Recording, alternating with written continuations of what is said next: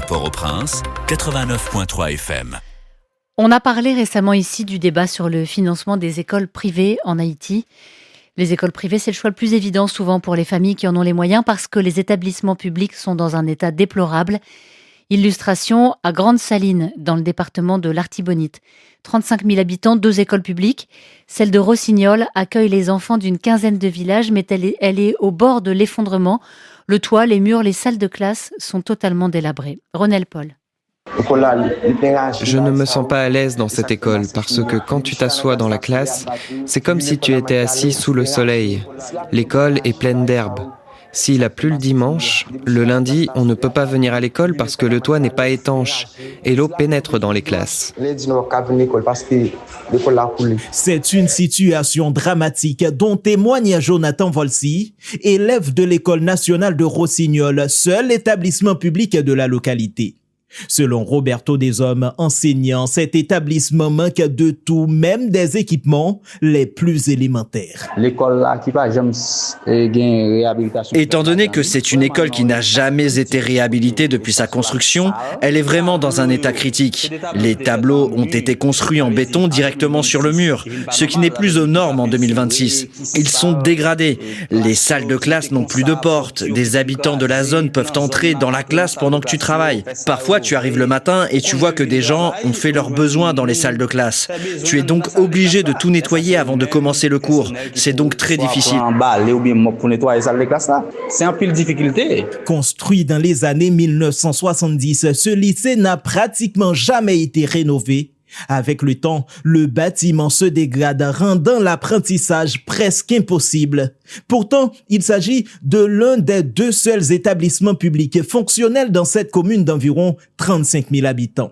Les conditions d'apprentissage y sont particulièrement précaires, souligne le professeur Deshommes, qui appelle les autorités à porter leur attention sur la commune de Grande-Saline. L'espace ne répond plus aux normes pour accueillir des élèves, mais malheureusement, c'est là que nous sommes obligés de les recevoir. Il n'y a pas de bancs dans les salles de classe. Imaginez-vous, en 2026, les élèves viennent à l'école pour s'asseoir à même le sol afin de recevoir l'instruction. Vous, en tant qu'enseignant, venez travailler de 8h à 13h et vous êtes obligés de rester debout toute la journée parce que vous n'avez ni bureau ni chaise.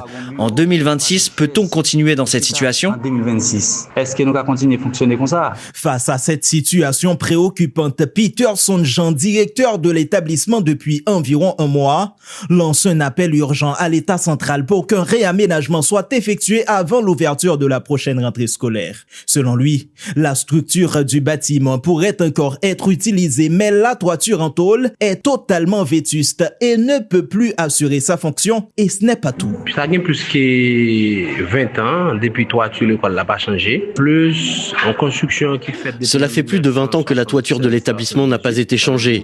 En plus, c'est une construction de 1976-78, ce qui veut dire qu'il faut également des travaux dans le corps du bâtiment.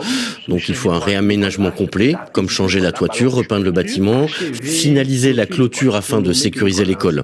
Il nous faut un bloc sanitaire parce que c'est dans les parages que les élèves font leurs besoins, ainsi que nos enseignants qui viennent enseigner ici. On a toujours des difficultés pour qu'ils trouvent un endroit pour se soulager. Il nous faut aussi un système d'énergie afin de mettre en place une mini-bibliothèque pour initier nos élèves à la lecture.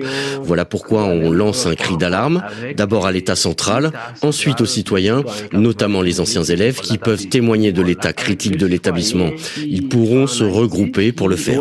Dans quel niveau les regarder commenter ça, ils ont senti que la situation de l'école là, même lui ont pas difficile et il y a maintenant ensemble pour le faire. La situation des écoles publiques à Grande-Saline n'est qu'une minuscule goutte d'eau dans l'océan. Dans les grandes villes, les écoles publiques sont également fréquemment délaissées dans un pays où plus de 80% des établissements scolaires sont privés. En conséquence, plus de 500 000 enfants ne sont toujours pas scolarisés. Ronel Paul, RFI. À Grande-Saline, il est 9h15. RFI, la radio del mundo.